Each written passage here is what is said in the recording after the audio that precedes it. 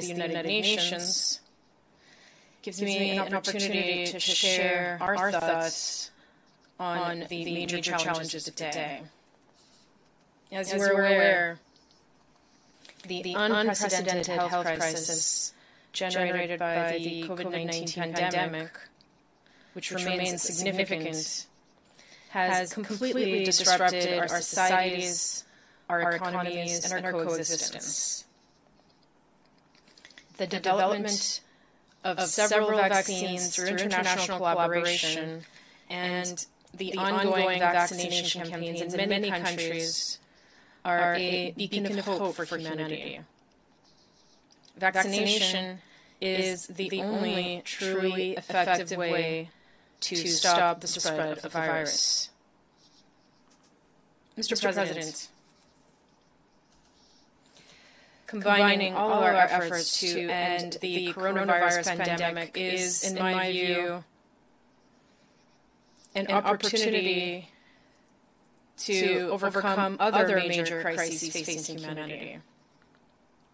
Indeed, COVID-19 has revealed the weaknesses and vulnerabilities of our economies, as well as those of our health systems, forcing us now to think differently about our development models so as to make them more resilient. Some developed countries already intend to relocate all or part of their strategic productive systems in order to reduce their external dependence. Africa should also be part of this paradigm shift in order to put an end to the crises that hinder its development. This will also require an ability to build basic infrastructure capable of guaranteeing the safety of populations as well as zero tolerance towards corruption and efficient management of public resources. We will also need to train quality human capital, invest significantly and urgently in health infrastructure, and finally, break the vicious cycle of dependence on primary raw materials. Our economies must therefore industrialize to create more wealth by taking full advantage of the aforementioned human capital and our natural resources. To this end, rigorous and transparent debt management, as well as that of resources linked to the export of raw materials, is essential during the transition phase. Finally, we must more than ever accelerate the digital transition and mobilize internal resources by strengthening financial inclusiveness, especially for women. Overall, we need to draw lessons from this pandemic and rebuild our societies in a more sustainable, just, and inclusive manner. I once again call on the leaders of the world to exercise greater multilateralism in order to together build a world economy that takes into account the aspirations of the people who would like to see a more equitable sharing of vaccines and fruits of technological progress. In this pivotal phase and this juncture, it is fundamental that we meet the just imperatives of our universal conscience, including an equitable distribution of technological gains. Otherwise, we risk seeing the cementing of an international order that is a source of human fragility, mistrust between nations, and global insecurity. Mr. President, another issue that calls for solidarity, and one that must be addressed as a priority, is the climate security of our planet. the 26th Conference of the State Parties to the United Nations Framework Convention on Climate Change, to be held in Glasgow, Scotland this November, should therefore be an unprecedented moment of action. To recall, its objective is to have greenhouse gas emissions and preserve biodiversity while promoting investments in green infrastructure in developing countries in order to stimulate and decarbonize their economies. Indeed, the impacts of climate change, including rising sea levels, earthquakes, recurrent forest fires, and others put our societies and communities under great pressure and compel us to act urgently and collectively. These phenomena interplay with the socioeconomic and political issues in our countries, highlighting risks such as political and economic instability, food insecurity, and large-scale migration, among others. States and communities must now adapt in order to face the challenges of climate change. In addition, without prejudice to mitigation, the international political agenda requires a significant increase in resources dedicated to adaptation to climate change. I remain convinced that no single government can tackle adapting to climate change on its own.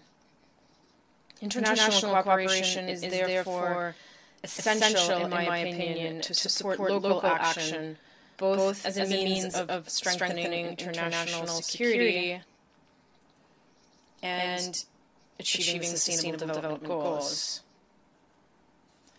Mr. President, the link between climate change and insecurity thus appears to be fairly obvious, as far as I'm concerned.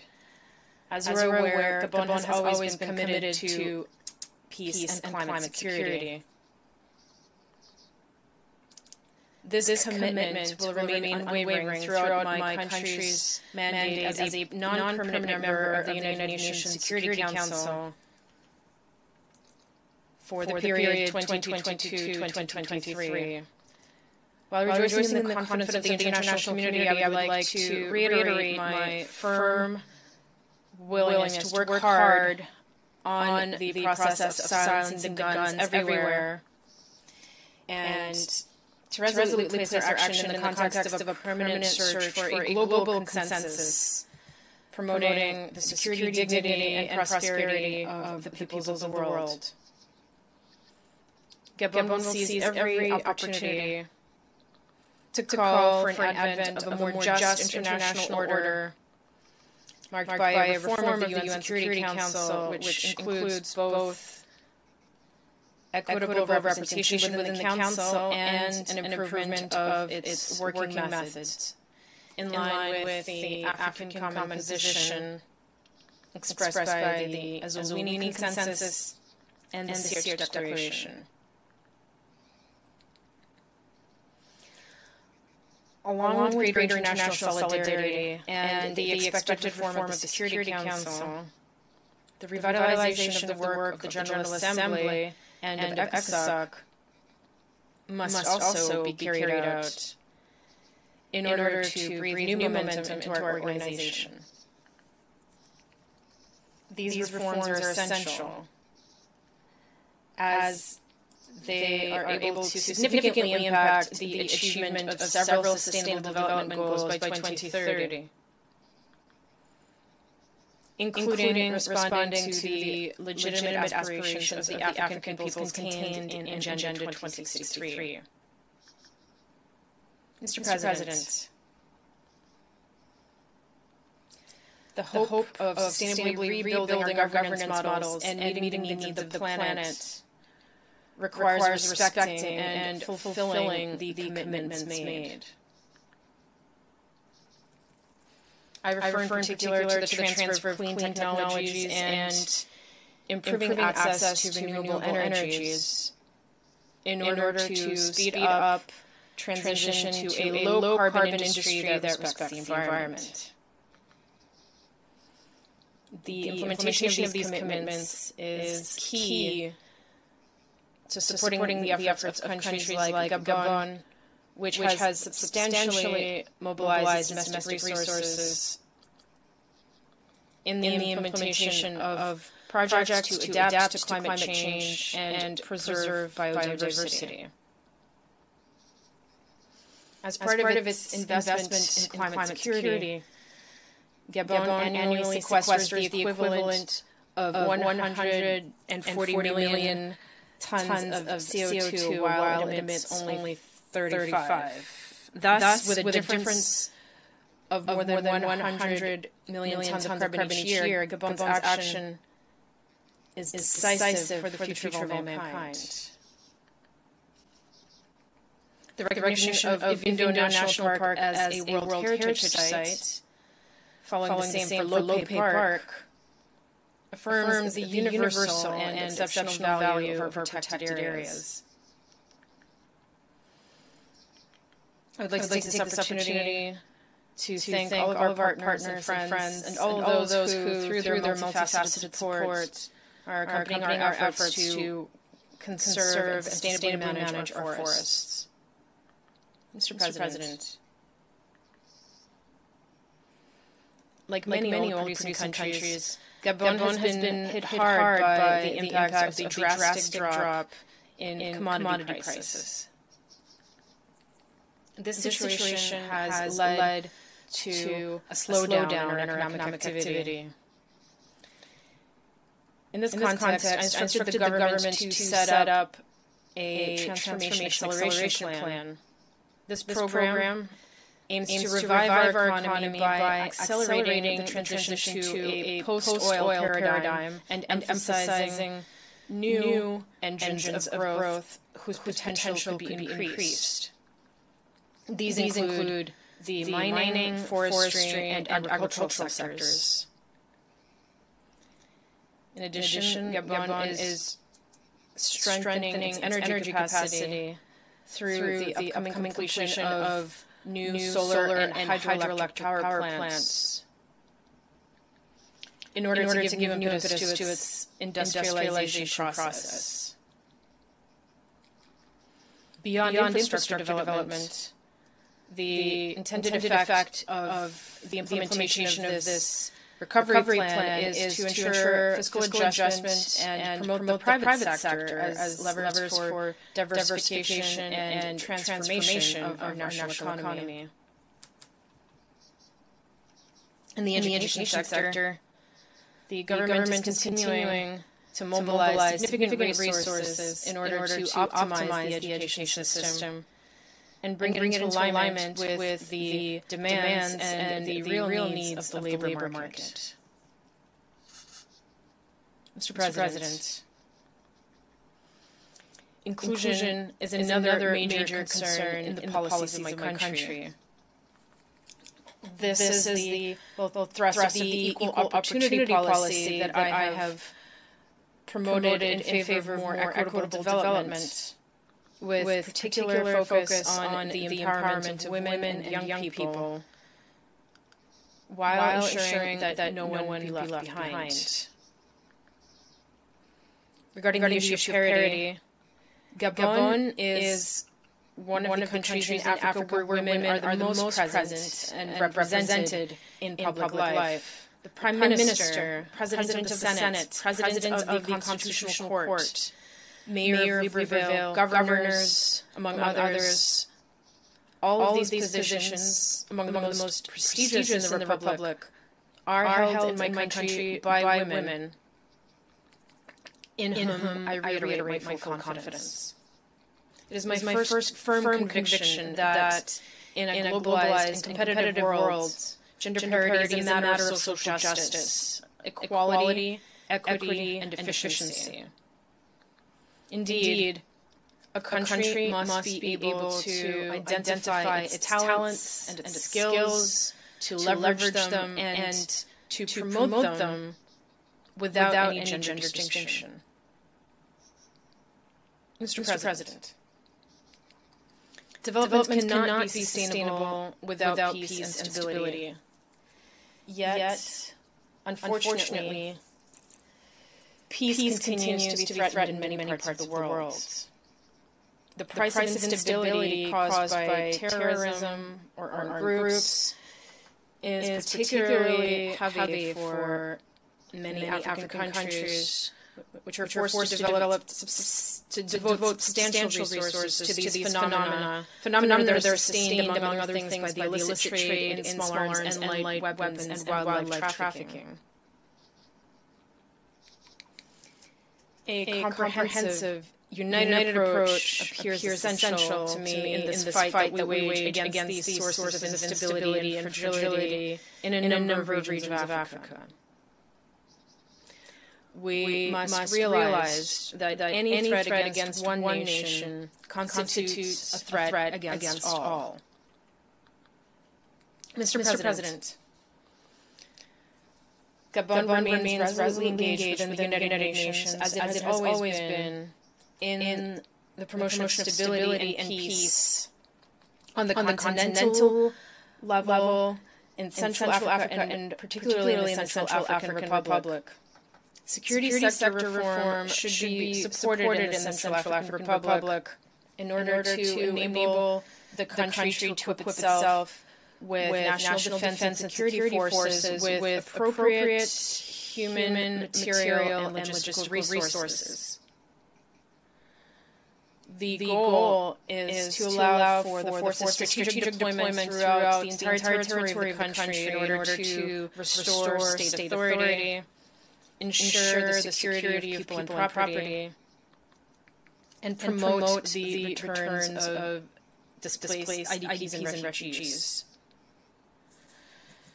All this will inevitably contribute to the gradual disengagement of foreign forces operating in the CAR on the basis of bilateral or multilateral agreements. It is also essential to continue operationalizing national institutions in order to contribute significantly to guaranteeing the non-repetition of serious violations of human rights and international humanitarian law in this country. The efforts of the Central African authorities to strengthen social cohesion and the economic recovery of the country should also be supported in order to consolidate gains and guarantee lasting security.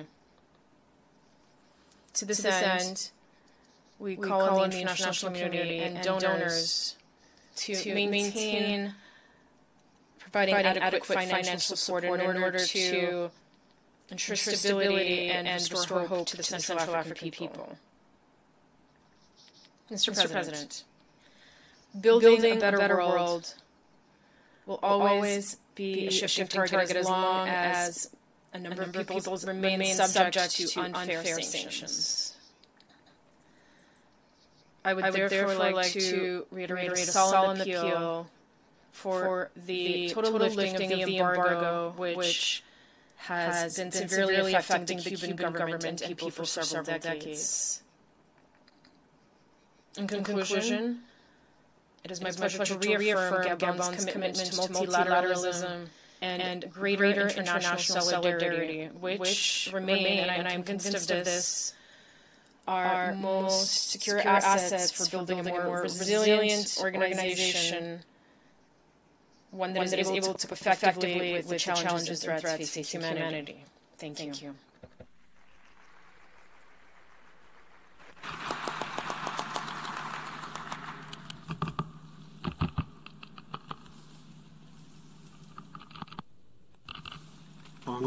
On behalf of the General Assembly, I wish to thank the President of the Gabonese Republic for the statement just made.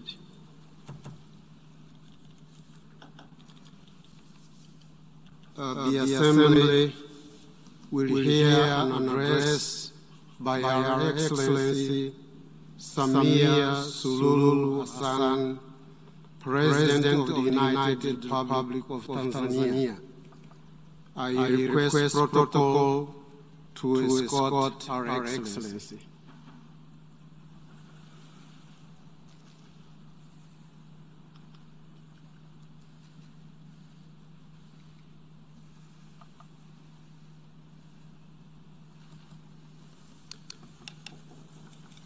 On behalf of the General Assembly, I have the honor to welcome to the United Nations Our Excellency Samia Suluhu Hassan, President of the United Republic of Tanzania, and to invite her to address the Assembly. Thank you, Chair. Your Excellency Abdullah Shahid, President of the General Assembly, Your Excellency Antonio Guterres, Secretary General of the United Nations, Excellencies, Heads of State and Government, distinguished delegates, ladies and gentlemen, let me commence by joining previous speakers in applauding you, Mr. President, for being elected to preside over the 76th session of this August Assembly, and for the exemplary manner in which you have been presiding over this session. I also commend you for the able manner in which you mastered to make possible for us to meet physically, despite unprecedented circumstances brought by COVID-19 pandemic. The holding of this physical general debate this year, albeit with limitations, demonstrates again that humanity and multilateralism cannot and should not succumb to the virus. And thus, where there is a will, there is a way. This spirit is what we need going forward. It is why I support and subscribe to the theme of this 76th session that call all of us to build resilience through hope, to recover from COVID-19, rebuild sustainability, respond to the needs of the planet, respect the lives of the people, and revitalize the United Nations. Mr. President, this is my maiden speech at the United Nations General Assembly. Allow me, on behalf of the people and the government of the United Republic of Tanzania, to thank all members of the United Nations for your condolence message extended to our nation following the untimely passing of our late President, Dr. John Pombe Magufuli, on 17th March this year. May his soul continue to rest in eternal peace. We remain indebted to you for the thoughtful of comforting messages which helped us to prevail over that unprecedented taste to our nationhood. It is in the same vein that I thank the outgoing President of the 75th session for dedicating a slot on the 59th plenary meeting of the General Assembly on 16th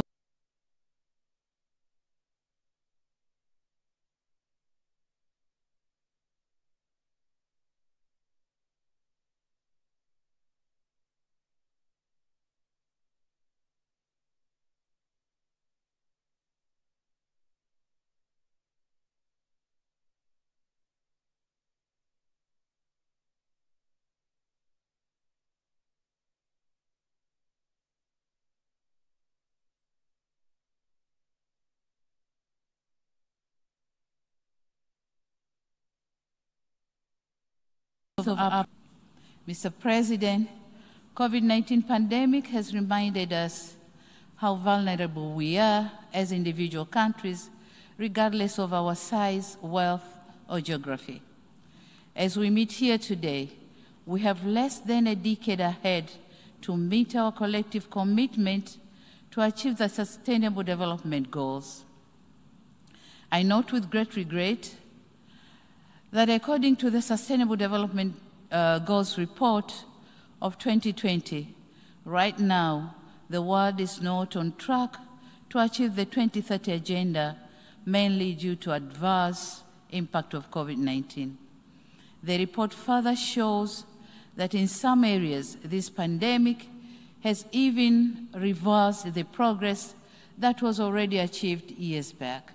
For instance, it is expected that around 71 million people who got out of extreme poverty will be pushed back into that situation because of this pandemic.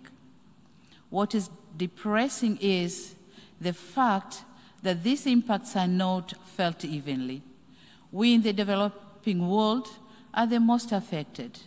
It is therefore imperative that concerted efforts are undertaken to address this devastating situation. Mr. President, developing nations must be assisted in addressing socio-economic impact of out of COVID-19. On this note, we are thankful to multilateral financial institutions for their efforts in saving many economies from collapsing. These kinds of interventions are important.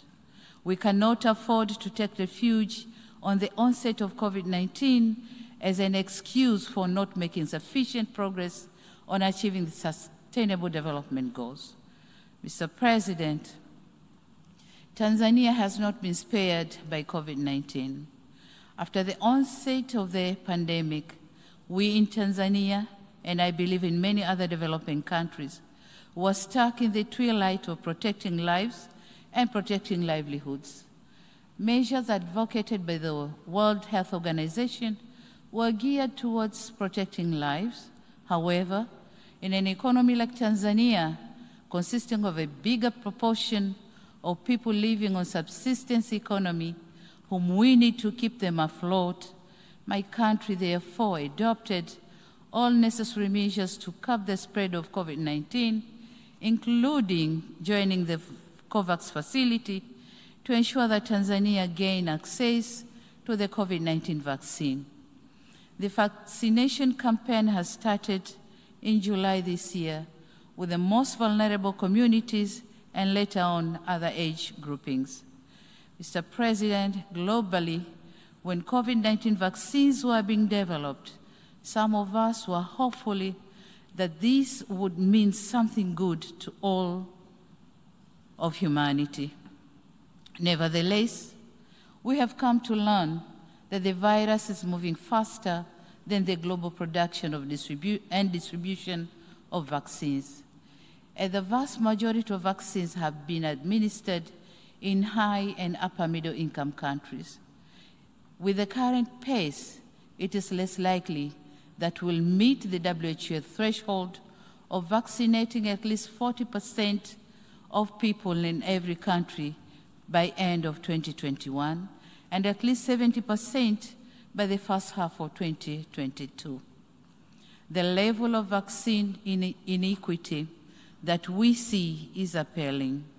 It is truly disheartening to see that whilst most of our countries have inoculated less than 2% of our populace and thus seek more vaccines for our people, other countries are about to roll out the third dose, calling it booster vaccine.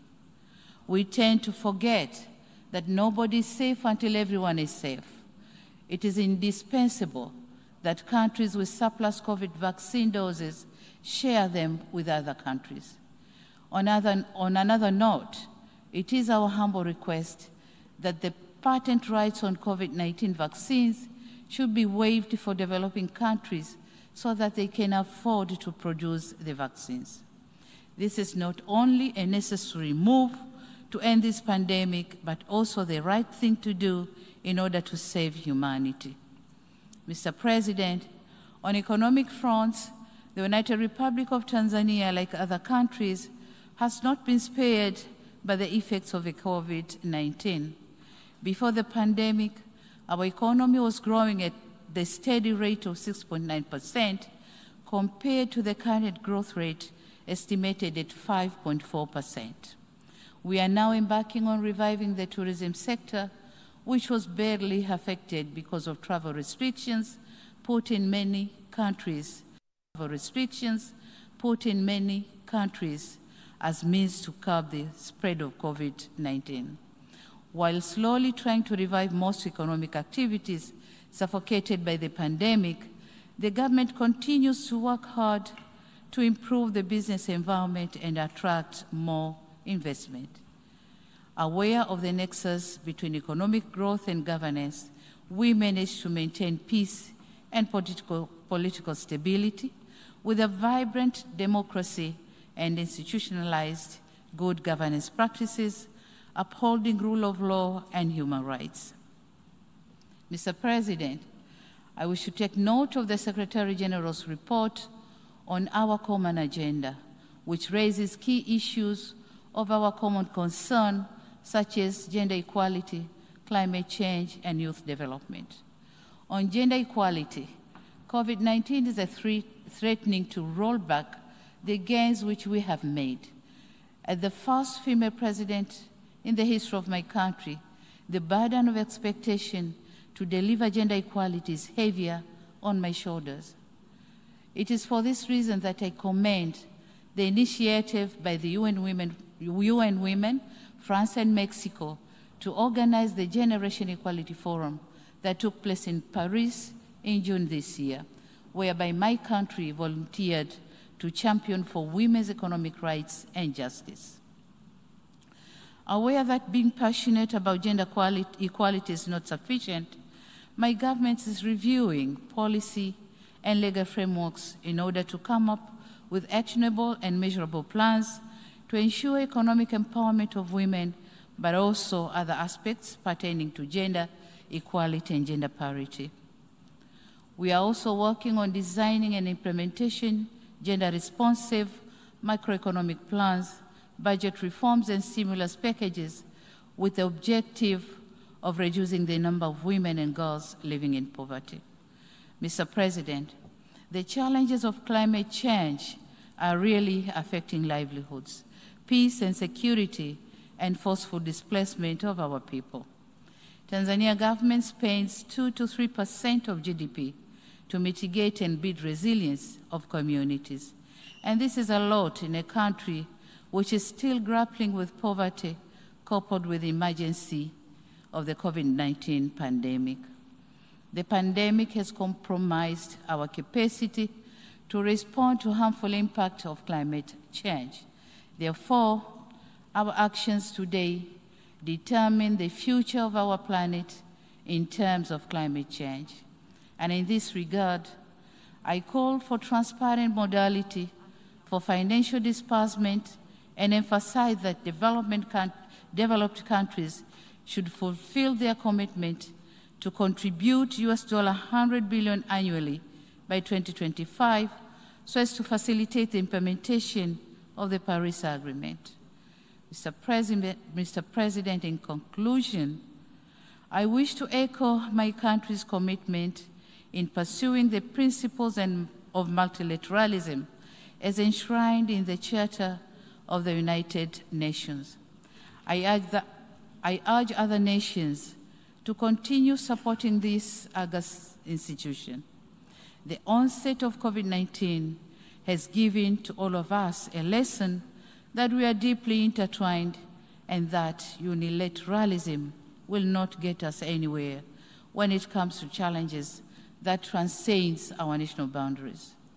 A wise person once said, and I quote, "Alone, one will go faster, but together we'll go far. Multilateralism must always prevail." Mr. Chairman, I thank you, and I thank you all for your kind attention. Thank you very much.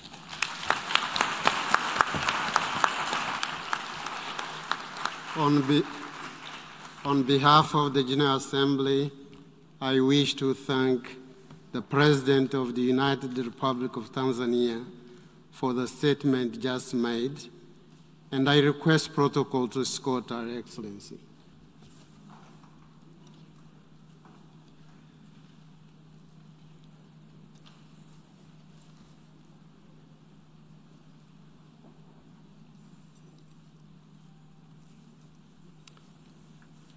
I now give the floor to the distinguished representative of Liberia to introduce an address by the head of state.